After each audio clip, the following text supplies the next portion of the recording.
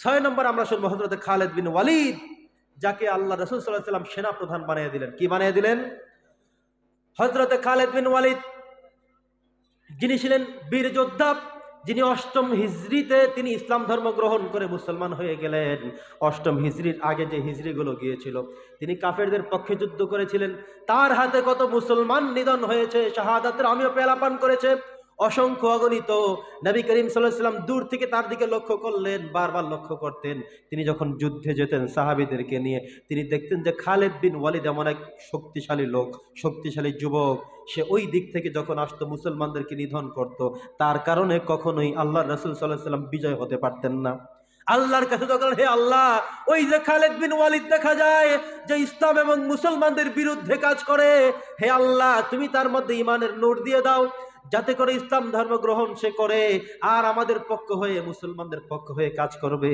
হে আল্লাহ, সেভাবে তুমি তাকে কবুল করে নাও। তিনি দোয়া করতে দেরি আল্লাহ তাআলা তাকে ইসলামের জন্য কবুল করলেন। তিনি সেই দিক থেকে আবার এই প্রান্তে চলে আসলেন, ইসলাম ধর্ম গ্রহণ করলেন। অষ্টম হিজরিতে তিনি মুসলমান হয়ে গেলেন। নবী করিম সাল্লাল্লাহু আলাইহি ওয়াসাল্লাম দেখলেন তার মধ্যে যে প্রতিভা, যে শক্তি, যে সাহস, তাকে বানাতে হবে সেনা প্রধান। কারণ তাকে মুয়াজ্জিন বানানো যাবে না, তাকে বক্তা দেওয়া যাবে না, তাকে রাষ্ট্রের দায়িত্ব দেওয়া যাবে না। কারণ তার মধ্যে যে প্রতিভা আছে, তিনি যুদ্ধ করতে পারেন, মানুষ মারতে পারেন, নিধন করতে পারেন। ইসলামের পক্ষ থেকে কাজ করলে, সেনা প্রধান বানিয়ে দিলে তিনি এরপরে করতে পারবেন। বাস্তবতায় ঠিক দেখা গেল তাই।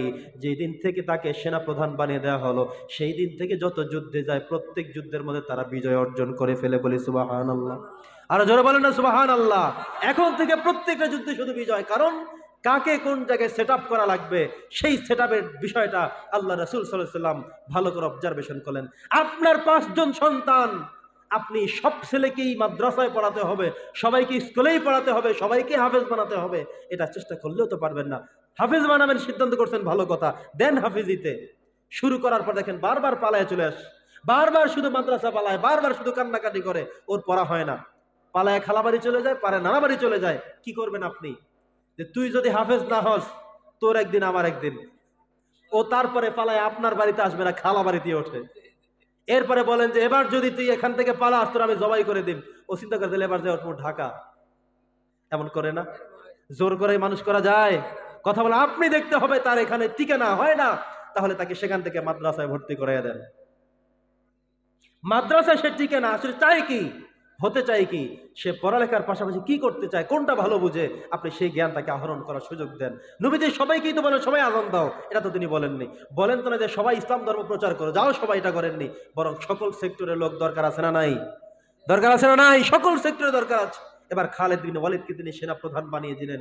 যখন থেকে তাকে সেনা প্রধান করা হলো, তখন থেকে প্রত্যেকটি যুদ্ধের ময়দান থেকে তারা বিজয় বেশে ফিরে আসে। বলি সুবহানাল্লাহ।